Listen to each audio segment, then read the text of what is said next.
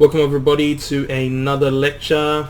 Today's topic is Participate in Environmentally Work Practices. The unit code is BSBSUS201. We will be going through all the slides today. So when you guys come back to the lecture recording, feel free to pause or re-watch any sections that you'd like. We'll be pausing throughout the activities as we go through the slides.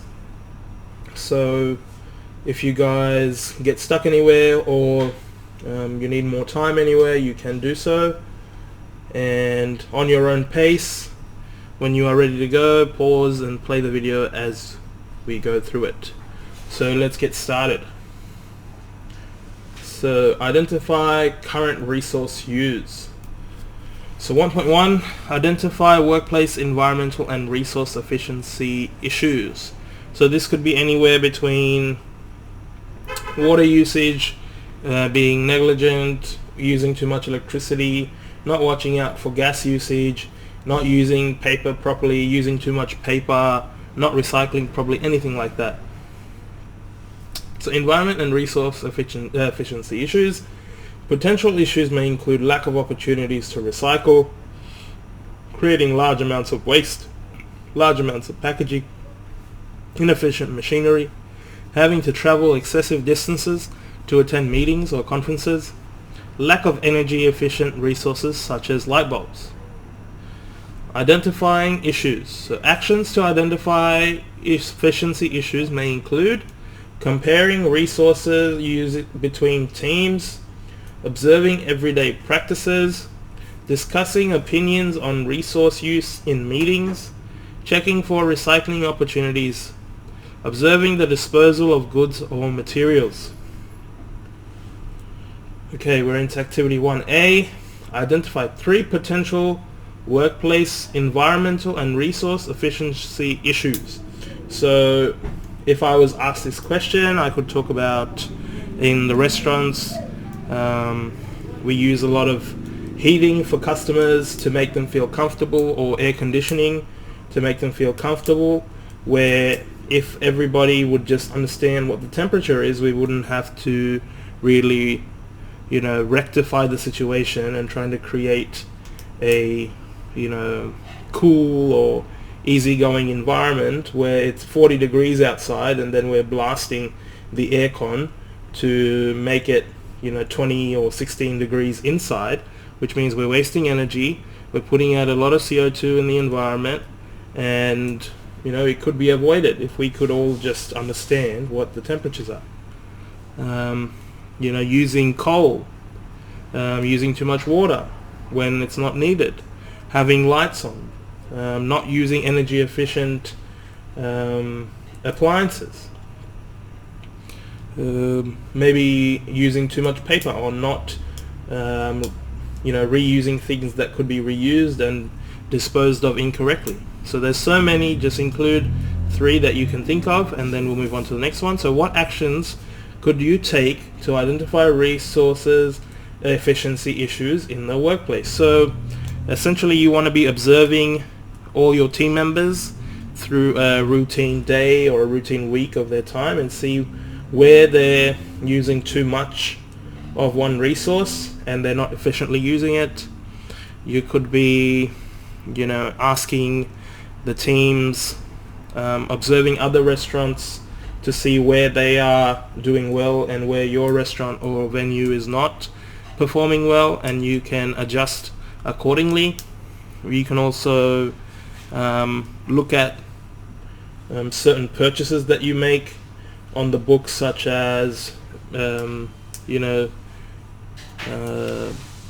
disposable towels or printing paper, and how we can reduce those purchases and maybe forward the business onto a technology-based reporting system, or use reusable towels to clean areas instead of using disposable ones, single-use ones.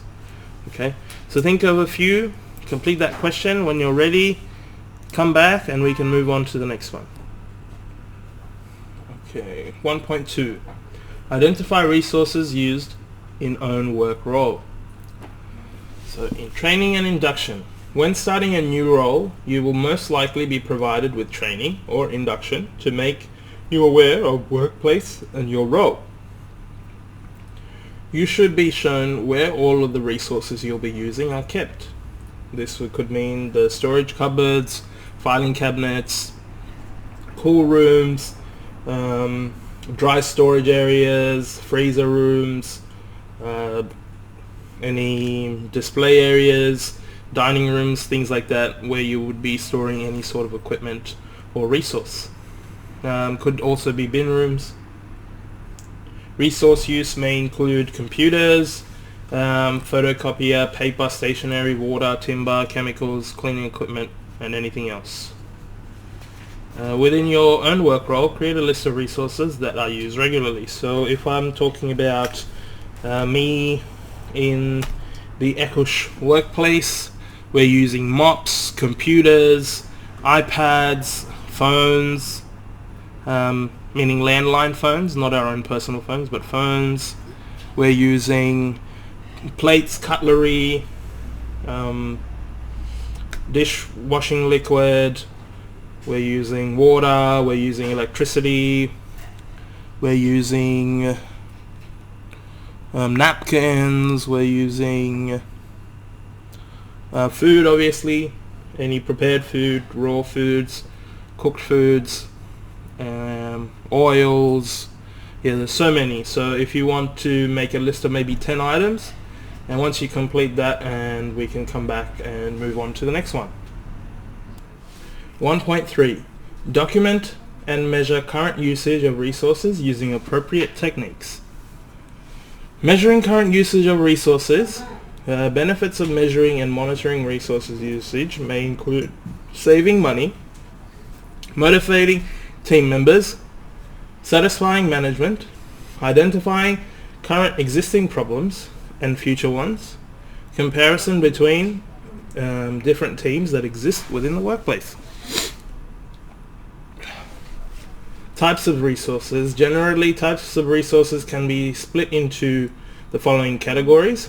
We've got energy, we've got waste, water, and materials or goods. So in the energy, we've got things such as gas, fuel, electricity. In waste, we've got office or industrial waste. So this could mean paper, plastics, food waste. For water, it's pretty simple, but it's dependent on where you're using it. So some will have wastewater, some might have water as a product, some have water such as car washes as a material that they use to provide their goods and services. And then there's materials and goods, so it could be food, any items that you sell, alcohol, could be services that include technology, things like that. Invoices will be useful for tracking the usage.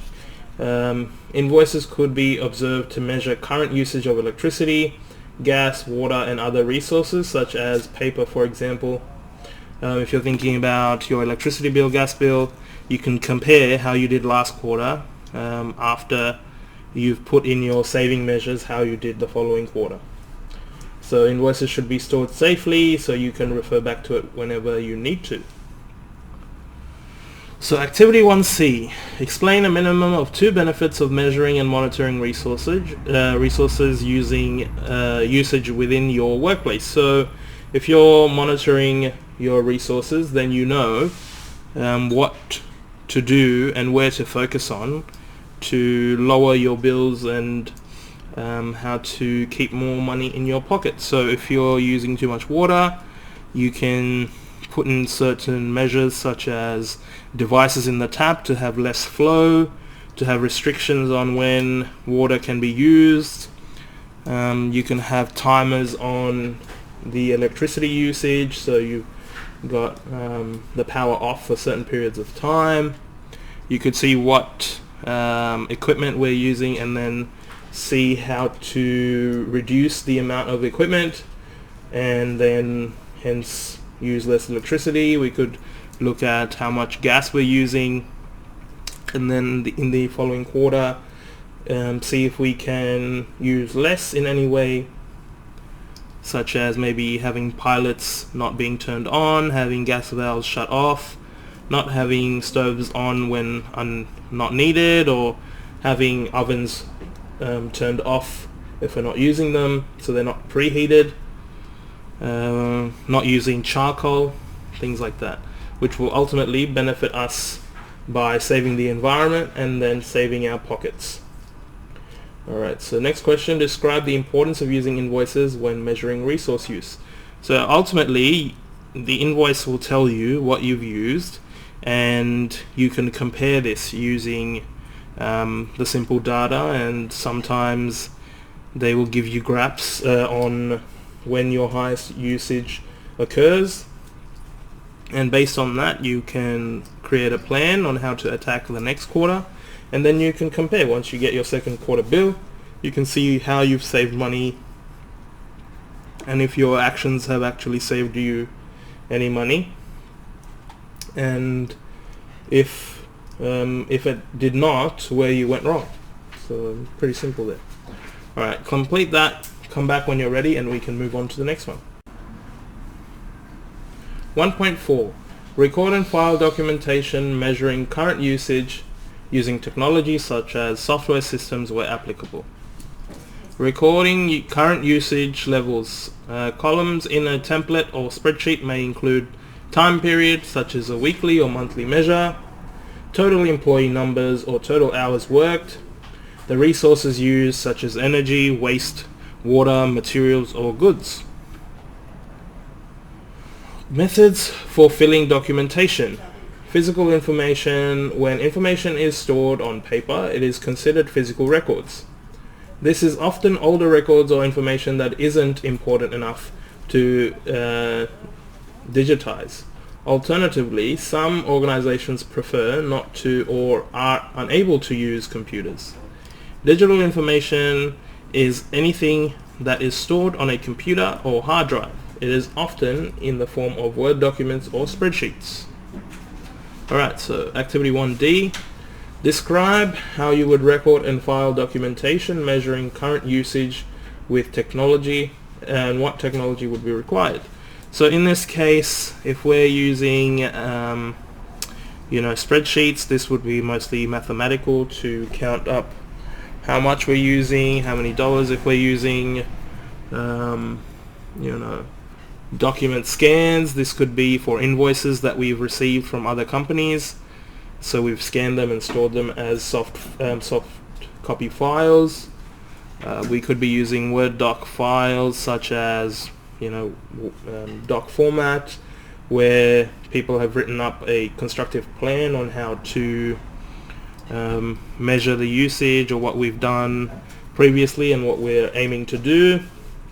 And if we're doing it physically, then we would be storing it on physical paper, obviously, but this you want to try and avoid, as paperwork creates more issues with the environment, that you're printing out more paper, as we want to stay away from using as much paper as possible and go digital to remove that waste there. What procedures exist within your organization regarding the filing of documentation measuring resource usage? If no procedures exist, describe procedures that could be implemented. So if we were talking about Eckrish Restaurant, when we receive invoices, they are first decided upon when the payment will be. Then after that is decided, and we put that on to our calendar, we move that physical invoice into a filing cabinet, and we also scan the invoice to keep a digital record so we can pass it around to all the directors of the company. If we're talking about such things as could be anything from a service bill, or could be a council bill that come in, Everything is categorized accordingly to whom and what it is for physically, and put it in as plates in the filing cabinet. If we're talking about digital, same thing but in a digital form. So we create files accordingly to where these invoices come from and then place them in their proper files accordingly. If we're talking about procedures that we would like to implement, we would essentially like to receive all invoices via email. Not all companies do so. You'll see a lot of the government companies still, they prefer to send invoices physically as their systems might not be updated. You'll see private companies move more towards digital invoicing and emails to transport their invoices. So we would like to have all future invoices come through emails. Alright, so finish those 2 questions. When you're done, come back and we can resume. 1.5. Identify and report workplace environmental hazards to appropriate personnel. Identifying hazards. Hazard at work may include noisy machinery, moving vehicles, slippery floors, loose cables, hazardous substances such as chemicals, gases, pesticides and fumes, working at heights, and sharp tools.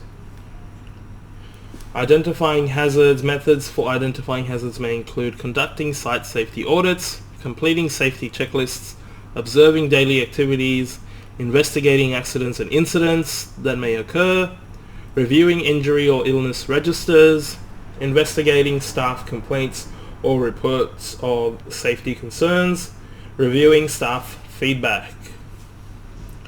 Alright, so activity 1E, provide at least 5 examples of workplace hazards. So we've got sharp tools, we've got working from heights, we've got slippery floors, we've got what else? Exposed wiring, construction, heavy machinery. There's so many. So just list 5 and then we can move on to the next one. So the next one is when reporting workplace environmental hazards to appropriate personnel, what are the key details that you should inform them of? So I would say who the person conducting the site audit is, when it was conducted, what hazards were identified, what the possible measures that we could implement to rectify these risks and remove the hazards from the area, who is responsible to remove these or rectify these issues and risks, and what is the due date, and when is there a review that is going to be conducted for implementing these measures, and when will we find out how effective these were. Will we do another audit at any point? And yeah, so I think that should be it. So think about who, what, when, how we're going to solve the problem, who is responsible, has the actions that we've taken solved the problem? If not, what else can we do? Are we going to revisit the problem somehow in the future so we can see how effective our solution was? Things like that. So once you've completed that, let's move on, come back to the video and we can do the next one. 2.1. Follow workplace procedures to ensure compliance. Work order. Information that may be present on your work order can include workplace security, routes of entry, equipment logbook, use of chemicals and machinery, and legislation that might apply to your job role. Policy scope. So the Environment Protection and Biodiversity Conservation Act 1999 enables the Australian government to join with the states and territories in providing a truly national scheme of environment and heritage protection and biodiversity conservation. Sustainability initiatives These may include energy efficiency opportunities, Bill 2005, Global Reporting Initiative, Green Office Guide, National Greenhouse and Energy Reporting Scheme, Product Stewardship, Supply Chain Management. So Green Office Guide, it suggests in general organizations should choose Energy Star office equipment, which is classified as more environmentally friendly, train staff to use equipment appropriately, use green power, which is energy generated from renewable resources such as wind, solar, biomass, and mini hydro. Supply chain management. You could think about the following: upgrading your technology so that it is more efficient, analyzing the use of your raw materials. Can you reduce packaging or make it recyclable? Are you located in the best place? Is your transport the best it can be in terms of emissions? Are your suppliers sustainable? So essentially we're talking about the people, that bring us products. Are they doing the right thing? Are they trying to develop their business by using fuel efficient transport? Are they following the shortest routes? Are they using biodiverse fuels such as diesel? If we're talking about our transport, if we're using cars, are we using the most up-to-date technology that would use the least amount of fossil fuel? If we're thinking about location, are we in a location where it requires people to drive or they can walk to? Reducing packaging would include if we're heavily producing takeaway foods, then can we forward that food in a container that would be easily recyclable? So if we're using raw materials, what about the scraps that we are left with? Are we using them in environmentally sustainable ways such as composting? If we're thinking about technology, how can we reduce the number of invoices that we get in paper? How can we reduce dockets? How can we reduce such as receipts to customers? So you'll see a lot of businesses that email receipts to customers directly or SMS the receipts. So could we do that and implement those technologies within our business? So activity 2A, where can you locate workplace procedures for your organization related to sustainable practices? So first of all, we would obviously talk to our managers. We would see if we have policies and procedures in place that would allow for sustainable practices. If not, we would then go to our local government such as council or food authority on their suggestions on how we could improve our business to make it more sustainable and environmentally friendly, and use their suggestions and implement them within our business. Number 2, what national, state and territory laws do you need to be aware of in addition to workplace procedures? So we've mentioned those before. We've got the energy efficiency opportunity bills, global reporting initiative. We've got the greenhouse energy reporting scheme. So there's so many that we can include. If you have a Google search, there will be so many that you could find. So what I would like to do is at least include 3 laws that you would like to implement in there. So just search the term environmentally sustainable laws in Australia, and then you would include the first 3 that would come up. Okay, so let's move on to the next one, and unpause the video when you're ready. So let's go. 2.2, report breaches or potential breaches to appropriate personnel. So appropriate personnel may be your supervisors, managers, or owners of the business. Reporting breaches. Types of breaches: not disposing of waste correctly, pouring chemicals into main waterways, storm drains, excessive noise, air pollution through burning certain materials or products, and many more. Reporting breach of EPBC Act include taking action without approval, breaching an approval condition, commencing an action after submitting a referral but it is not yet approved, failing to take action in a specific manner, failing to obtain or not comply with a permit. Activity 2B. Provide 2 examples of breaches of environmental and organisational regulations that would need to be reported. So if we're thinking about the breaches, we could talk about people taking action without getting the correct approval. We could talk about people commencing work without submitting any documentation of work that needs to be approved. We could also mention people failing to take action where there should be any action needed, or they fail to get any permits that are required. So yeah, mention those for that question there. What do breaches and regulations need to be reported to? So you would report them to your supervisors, managers. You would report them to your environmental department if you're a big enough company that would have one. But basically you'd want to report them to your senior staff or supervisors or managers of your department. If not, if you've got a small business, then your business owner. Alright, complete that. Include those answers. Put some of your own thoughts in there. And then we'll move on to the next one.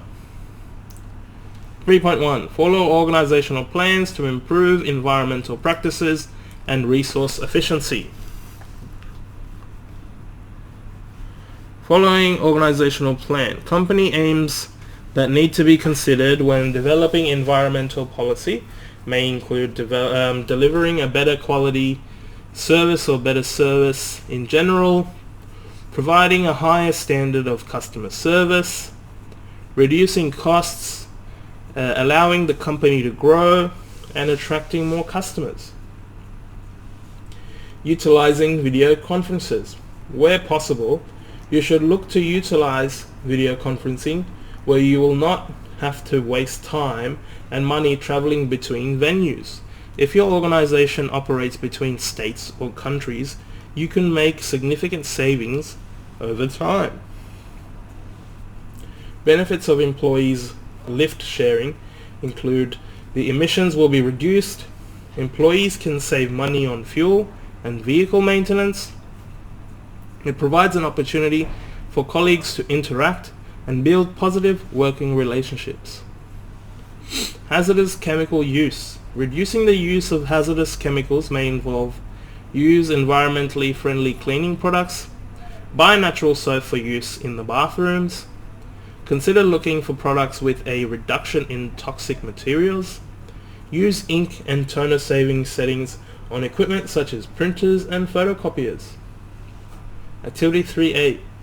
What organizational plans exist within your workplace in relation to traveling procedures?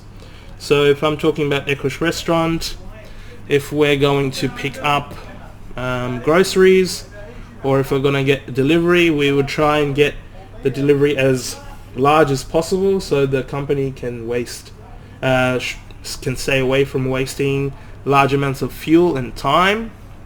We also talk about if we are going to or from any suppliers that will not deliver, that we go in large groups. If we're going to any specific venues that we're catering to, that all our staff travel in one or as much less transport vehicles as possible. So if a car has 5 seats, we would prefer all 5 team members be in that car instead of one car being used to transport only 1 or 2 people. Describe 3 features of eco builds.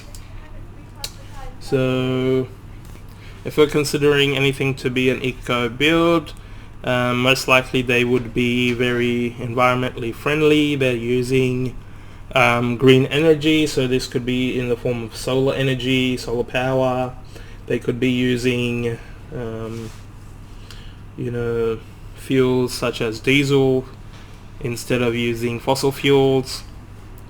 They are using environmentally friendly materials in the construction. They could be creating less carbon footprints by using energy efficient appliances. They could be using less lights or much more efficient lights like LED or any other future technologies that are more efficient. They could be implementing procedures to use less water, such as a timer or certain devices to restrict the flow of water. They could have certain restrictions in place for times of day when water can be used for certain activities. So yeah, mention those at least 3 features for eco builds, and we can move on to the next activity. Okay, so 3.2, work as part of a team where relevant to identify possible areas for improvements to work practices in the own working area. So this is very much the restaurant that we've got. So benefits of brainstorming in the group include a greater number and more in-depth areas of improvement being identified. Employees may develop suggestions made by others. There are little or no costs involved in this task. Joint discussion can make employees at different levels feel involved and valued. Participating in a group tips for making a full and active contribution to the group discussions. So prepare what you want to say. Have reasons or evidence to support the points you are making. If you find it difficult to get the space to speak, say something like, "I'd like to add something here," or "May I say something, please?" So activity 3B. Within a small group of 3 to 4, discuss possible areas for improvement to work practices within your work area. So as we will be observing, the trainers will be observing, so a possible, things that we could improve on is service time. We could improve on the energy efficiency of our appliances that we use. We could improve on not using so much air conditioning. We could have more airflow into the restaurant from the outside. We could create fresher foods and purchase in smaller quantities, so we don't have to have bigger equipment such as cool rooms and freezers to store a large amount of food.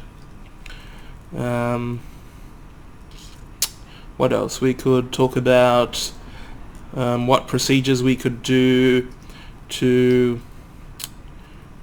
service staff at peak times, such as creating lines or giving them proper guidance on when food will come out, instead of having pre-prepared food which might be thrown out and be excess waste.